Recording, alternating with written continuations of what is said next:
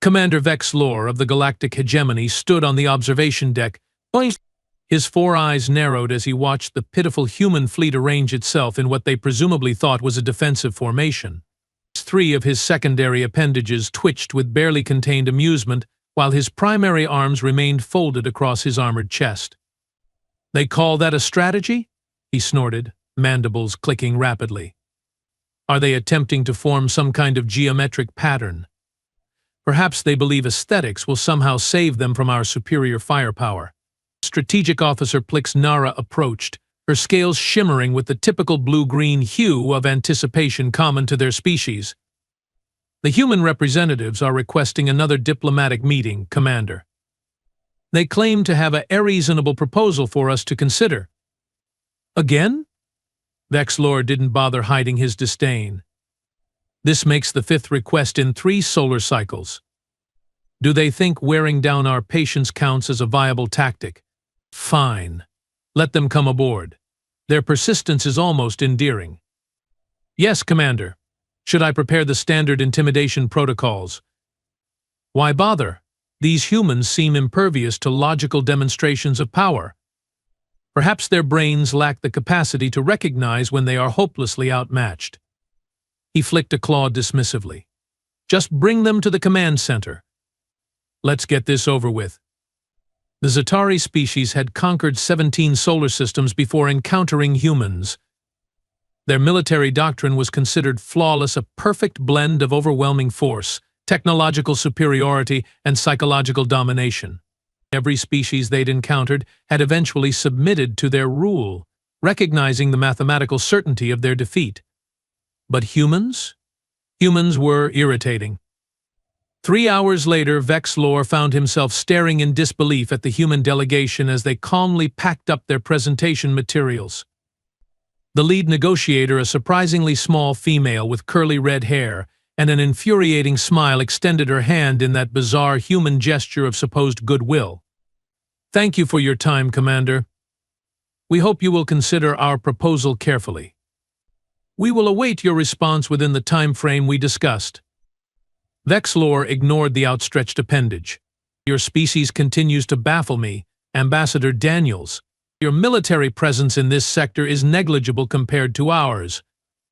Your technology is at least 3 generations behind. Yet you negotiate as if we are equals."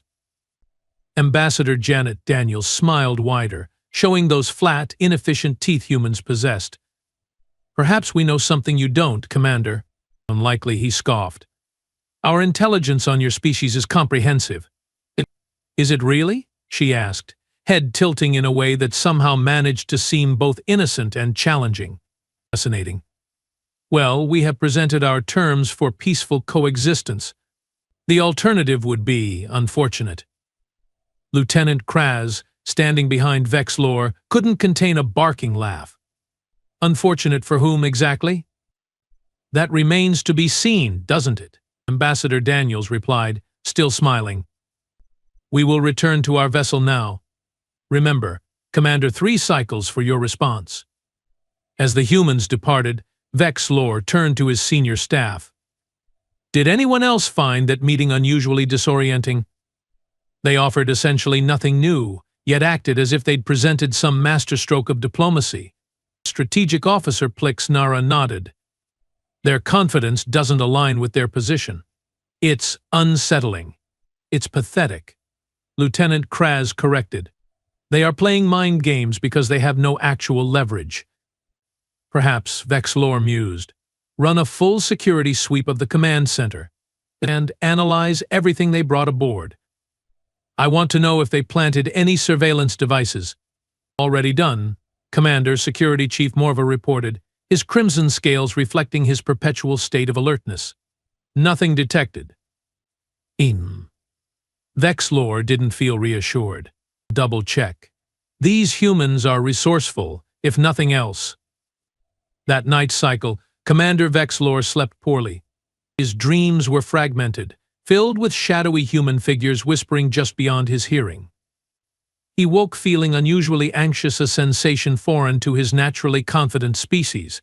His morning nutritional supplement tasted off.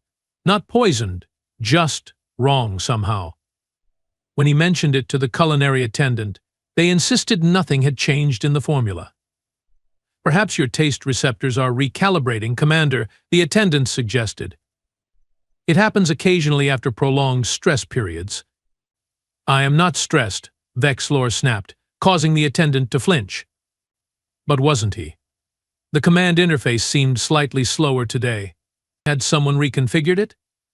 The lighting in the corridors appeared dimmer, though engineering reported no changes. And why were his officers exchanging those furtive glances when they thought he wasn't looking? By midday, Vexlor's irritation had grown into something closer to paranoia. He found himself checking security protocols twice, then 3 times. He questioned reports that would normally have been routine. Commander, Communications Officer Drez approached cautiously. We have intercepted some unusual transmissions from the human vessels. Vexlor straightened immediately. What kind of transmissions? That's just it, they are not encrypted. They are completely open, but they make no sense. Explain. Explain. They appear to be discussing some kind of internal conflict. Disagreements about how to handle negotiations with us. Some of their officers seem to be questioning their leadership's decisions. Vexlor's mandibles clicked thoughtfully. Are you certain we are meant to intercept these? They are broadcasting on standard frequencies. Either they are incredibly careless or they want us to hear, Vexlor finished. Forward the transmissions to my private terminal. I want to listen personally. The transmissions were indeed bizarre. Human military officers arguing openly about strategy. References to some kind of secret weapon system called Harbinger that half their leadership seemed to oppose deploying. Mentions of political pressures from their home planet. And strangest of all, occasional references to the Za'tari that suggested they knew far more about Vexlor's species than should be possible. How could they know about the Grell-Tak incident? He muttered, referring to a classified military failure from 20 cycles ago that was mentioned casually in one transmission. Our own civilians don't know those details. A chime at his door interrupted his thoughts. Enter. Enter. Strategic Officer Plixnara stepped in, looking uncharacteristically hesitant. Commander, I have completed the analysis you requested on human historical warfare. And it's concerning. Their approach to conflict is highly irregular. While technologically they have followed predictable development patterns, their tactical evolution is chaotic.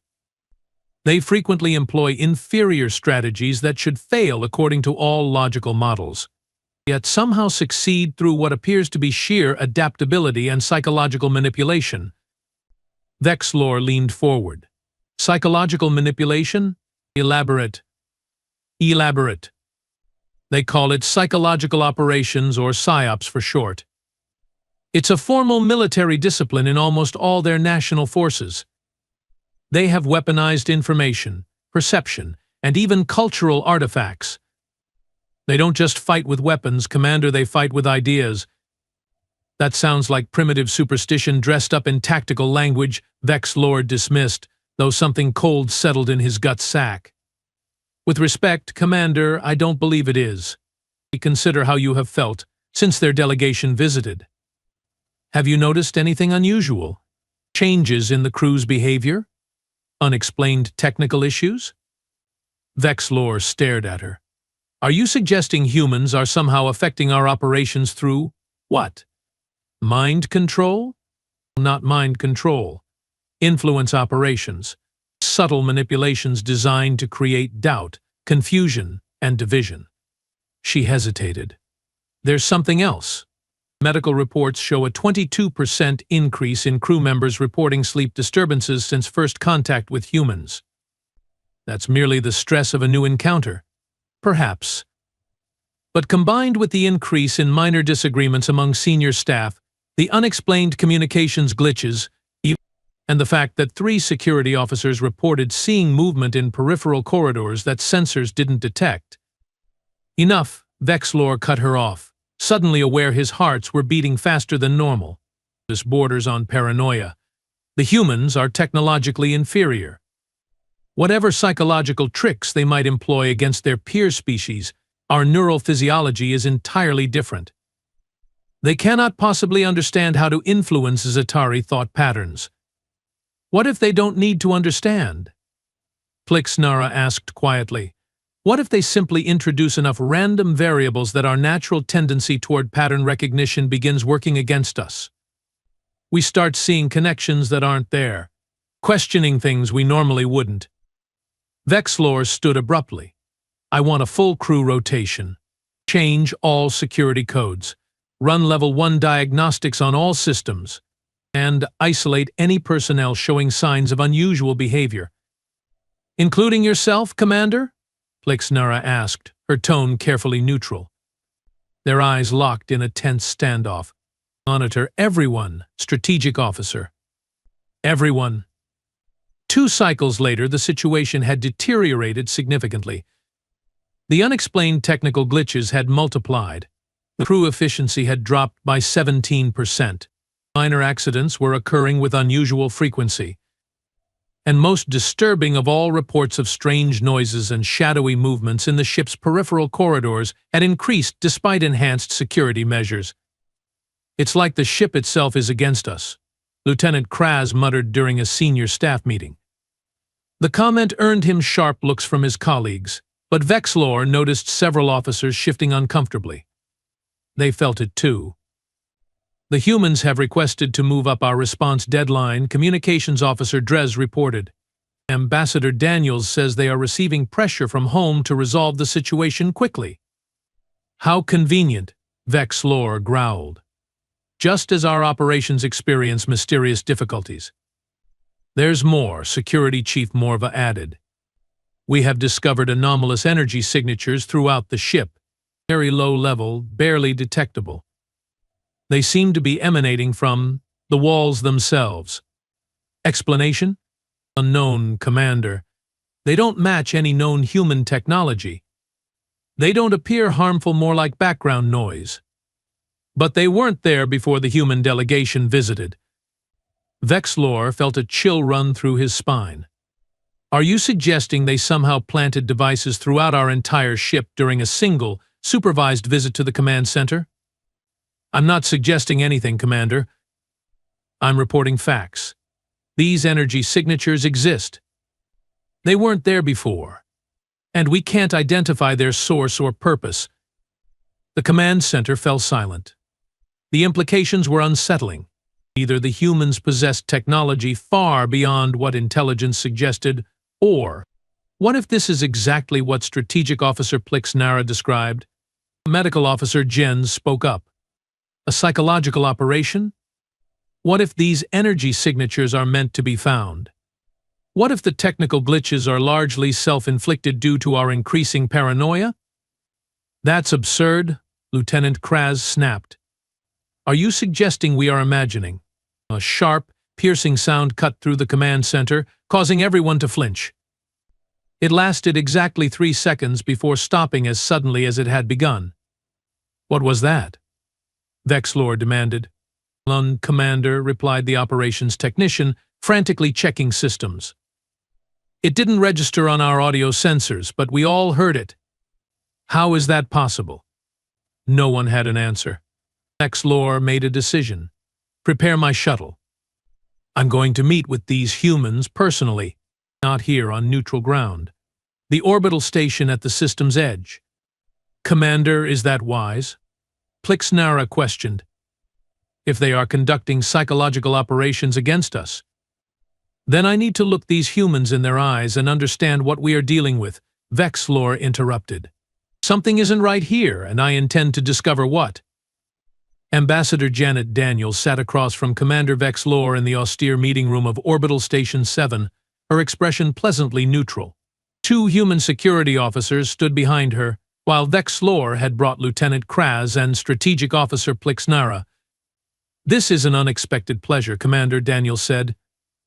Though I'm curious why you requested this meeting before providing your formal response to our proposal. Enough games, Ambassador, Vexlor growled. What have you done to my ship? To my crew? Daniels blinked, the picture of innocence. I'm afraid I don't understand. Has something happened to your vessel? You know exactly what's happening. The technical malfunctions, the unexplained phenomena, the energy signatures. Whatever this PsyOps technique is that you are employing, it stops now. A look of understanding dawned on the ambassador's face, followed by what appeared to be genuine concern. Commander Vexlor, are you suggesting we have taken hostile action against your ship? That would be a serious accusation and completely unfounded. Then explain the disturbances that began immediately after your visit. Ambassador Daniels glanced at her security officers, then back to Vexlor. Commander, I assure you we have taken no action against your vessel or crew. If you are experiencing unusual phenomena, perhaps we could offer technical assistance. We don't need your assistance. Vexlor slammed a clawed hand on the table. We need you to stop whatever you have started. The ambassador's expression shifted subtly. Commander, with all due respect, I think you might be experiencing exactly what you fear, but not because of anything we have done. Explain. Plixnara interjected before Vexlor could respond. Psychological operations aren't magic, strategic officer, Daniels said, turning to Plixnara. They are about leveraging existing tensions, fears, and uncertainties. Sometimes, the mere suggestion that something might be happening is enough to make it manifest. You are claiming we are doing this to ourselves? Lieutenant Kraz asked incredulously. I'm suggesting that perhaps the legendary Zatari confidence isn't as unshakable as you believed, Daniels replied carefully. And that realization alone might be more disruptive than any action we could take. Vexlor felt a cold realization washing over him. Was it possible? Had the humans simply planted the idea of manipulation, knowing the Zatari would do the rest themselves? Your proposal, he said finally, the one requiring our response. What was its actual purpose? Ambassador Daniels smiled. Not the diplomatic smile she'd worn before, but something different, something that made Vexlor's scales tighten with apprehension. To start a conversation, Commander? That's all. Just to start a conversation. As Vexlor stared into her alien eyes, he realized with growing horror that the true psychological operation had begun long before the humans had ever set foot on his ship. And he had no idea how deep it went, or where it would end. For the first time in his long military career, Commander Vexlor of the Galactic Hegemony felt genuinely afraid. Not of human weapons or technology, but of human minds. The real battle, it seemed, had only just begun.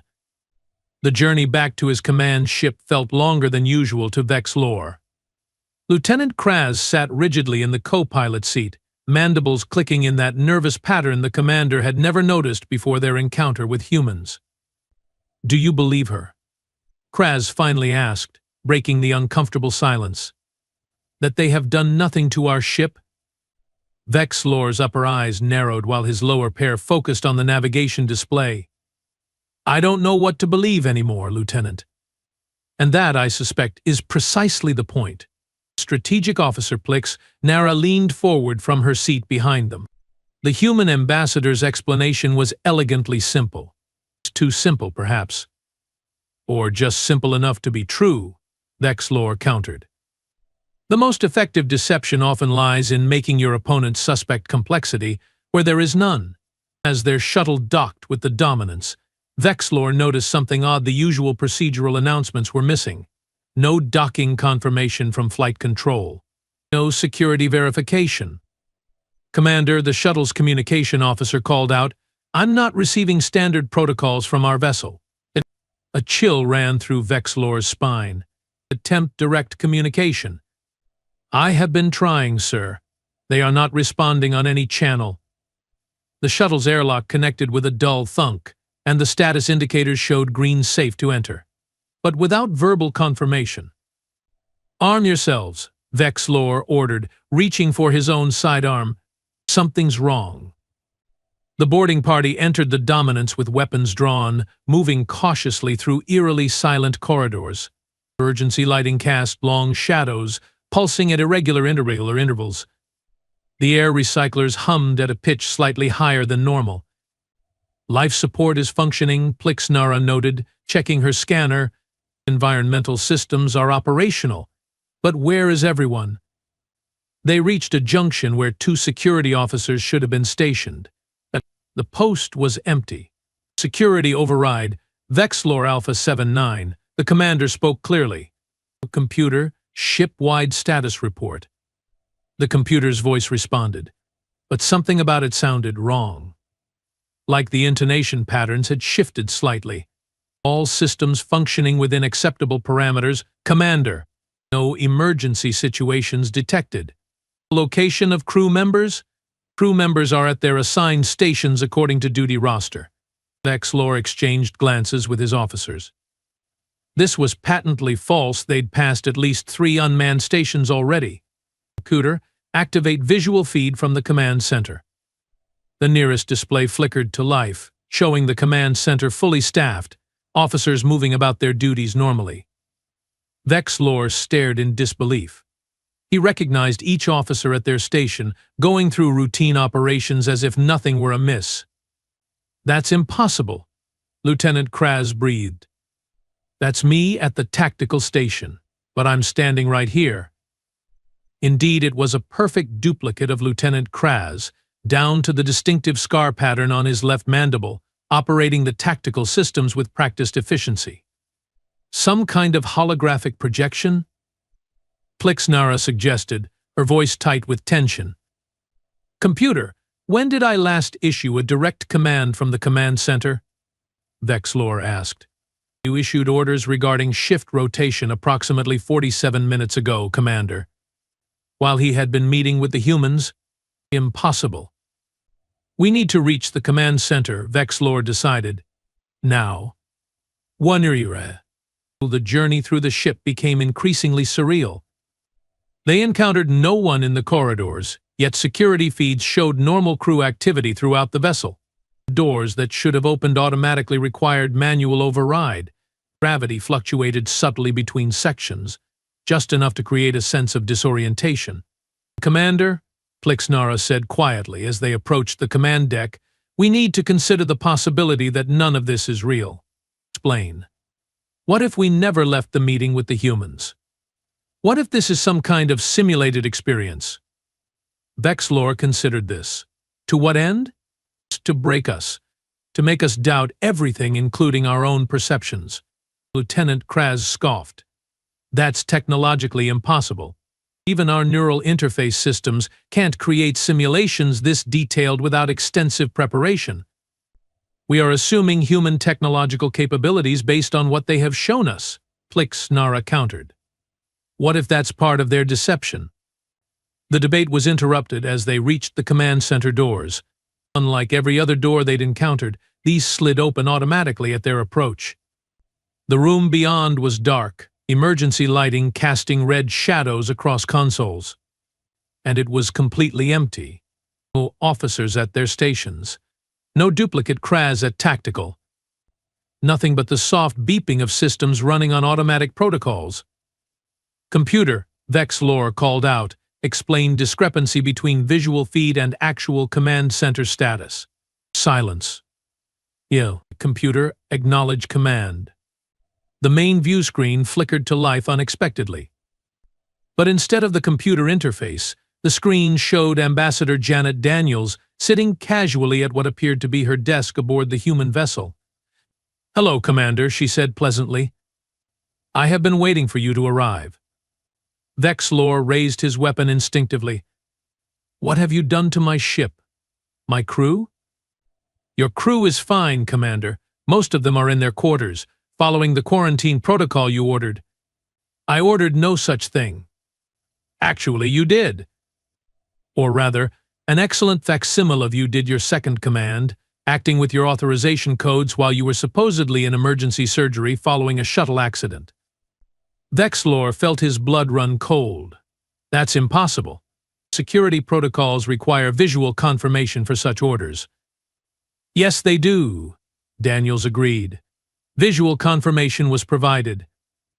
The screen split, showing recorded footage of what appeared to be Vexlor, lying in the medical bay, issuing quarantine orders while Medical Officer Jens attended to an apparent wound in his thoracic cavity. "This is fake," Vexlor snarled. "Manufactured evidence." "Of course it is," Daniels smiled. "But can you prove that to your crew? To your superiors at Hegemony Command? Especially when the logs show that you left the ship against medical advice to meet with human representatives after exhibiting increasingly erratic behavior." Lieutenant Kraz stepped forward. "What do you want? If this is some elaborate extortion scheme—" "It's not extortion, Lieutenant. It's demonstration." Daniels leaned forward, her expression becoming more serious. "Your commander mocked our diplomatic efforts. Your military analysts dismissed our defensive strategies as primitive and ineffective. Your cultural specialists classified us as a simplistic, unsophisticated species barely worth the effort to conquer." She paused, letting the words sink in. "We decided you needed a practical lesson in human warfare. Specifically, the aspects your analysis completely overlooked." Plixnara moved closer to the screen. "The psychological operations. But how? Our neural structures are completely different from yours. Our cultural frameworks share almost no common references." "That's the beauty of it, Strategic Officer," Daniels replied. "We didn't need to understand your psychology perfectly. We just needed to introduce enough uncertainty, enough cognitive dissonance, to disrupt your decision-making processes. Humans have been doing this to each other for millennia, across vastly different cultures and languages. It's practically our specialty." Vexlor found himself sinking into the command chair, trying to process the implications. The energy signatures? The malfunctions? Some real, some imagined, some deliberately induced by your own crew. My crew wouldn't sabotage their own ship. Not consciously, no. But we have had operatives among your support staff for months, not humans, of course, but members of species you have previously subjugated who are more than happy to assist us. Small adjustments to environmental controls, subtle changes to nutritional supplements, barely perceptible alterations to lighting and sound frequencies, nothing dramatic enough to trigger security protocols, but enough to increase stress hormones, yet disrupt sleep patterns, and heighten paranoia." Vexlor's mind raced. The crew's increasing irritability, and the minor accidents, the sense that something was just slightly off. "And now?" he asked, dreading the answer. "Now you have a choice, Commander." Daniel's tone became businesslike. "In approximately 20 minutes, your superiors will receive a detailed report of your recent behavior, including your decision to abandon your post for an unauthorized meeting with enemy representatives. They will also receive evidence suggesting you may have been compromised by human neural manipulation technology." "That's a lie. There's no such technology." "Are you certain?" Daniels raised an eyebrow. "Certain enough to bet your career? Your life? Because your superiors won't be. They will implement standard containment protocols which, for potentially compromised commanders, means immediate neutralization." The command center fell silent as the implications sank in. "Alternatively," Daniels continued, "you could consider our original proposal more carefully. The one offering mutual non-aggression and recognition of human territorial sovereignty in this sector." "This is blackmail," Lieutenant Kraz growled. "This is warfare, Lieutenant," Daniels corrected. "Just not the kind you prepared for.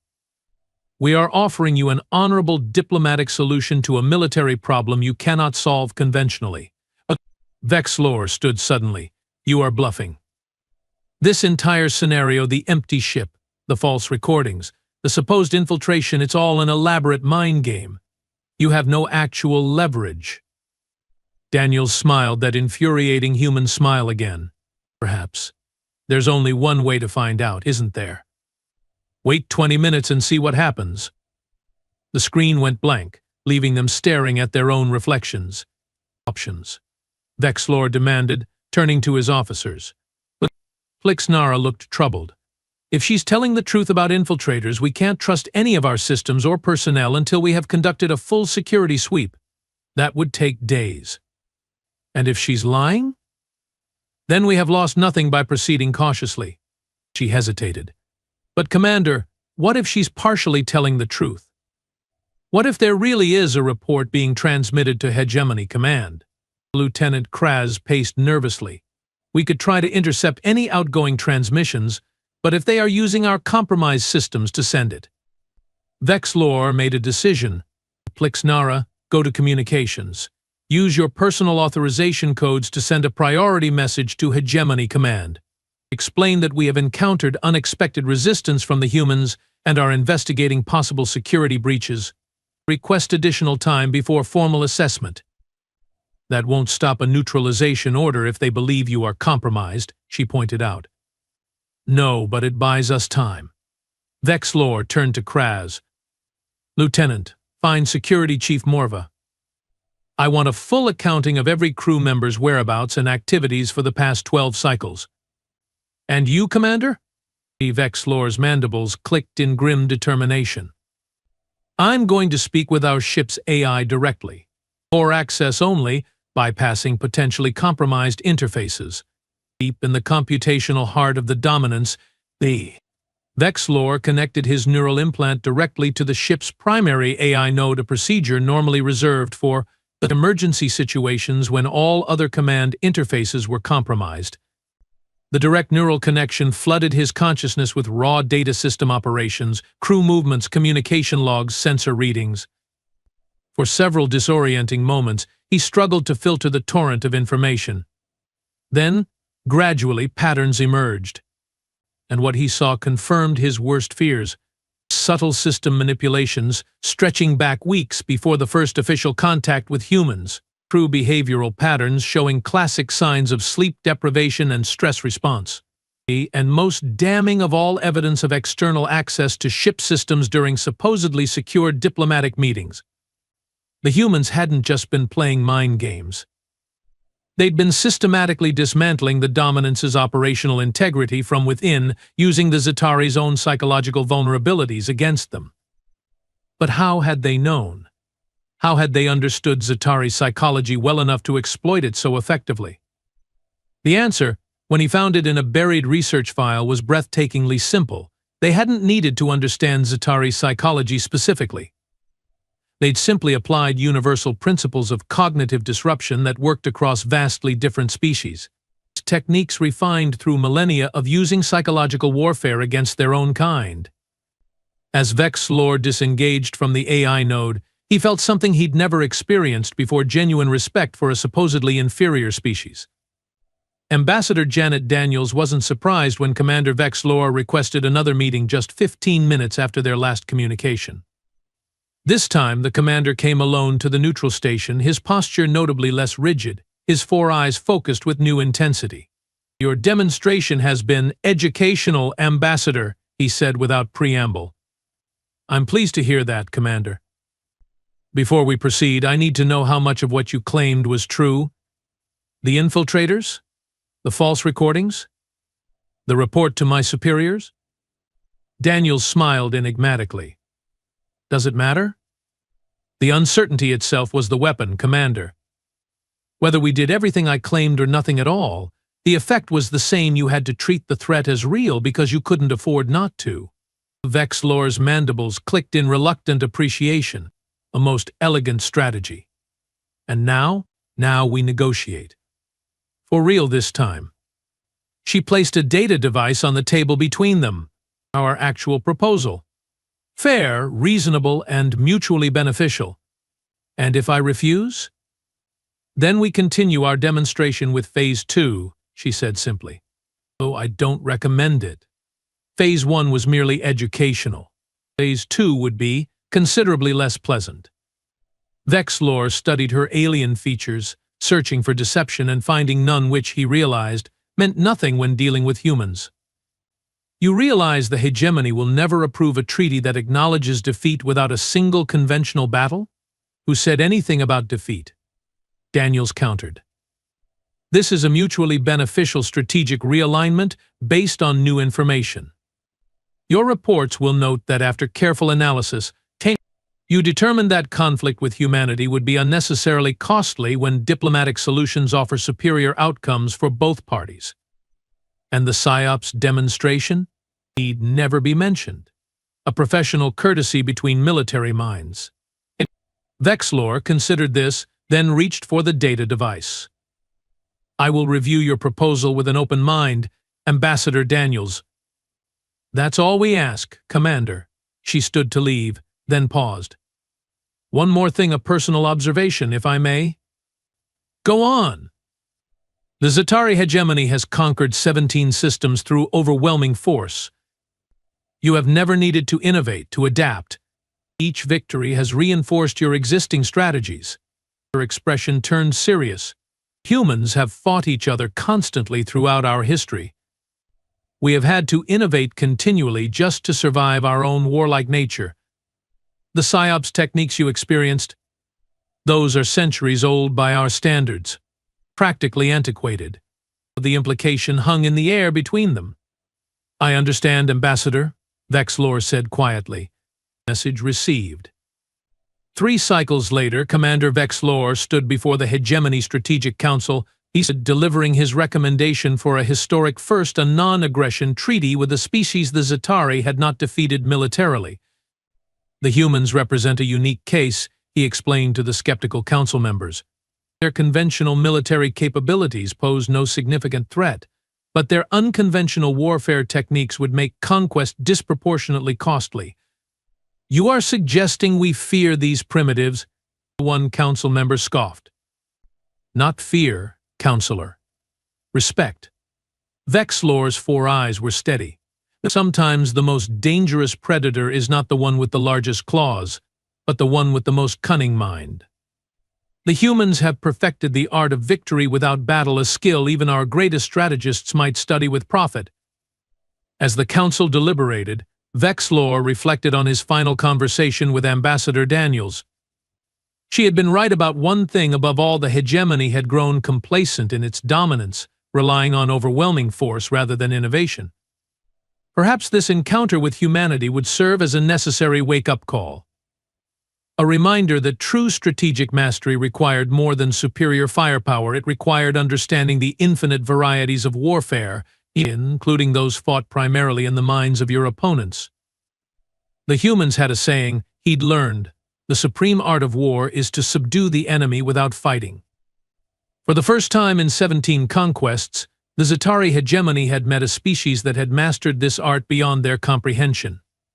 And in doing so, these strange, soft-skinned creatures with their flat teeth and bizarre social customs had achieved something no other species had managed. They had changed the course of the hegemony without firing a single shot. Commander Vexlor found himself hoping the newly forged peace would last. Not just for his people's sake, but because he was genuinely curious to see what other surprises these humans might have in store for the galaxy. Perhaps some lessons were worth the price of pride after all.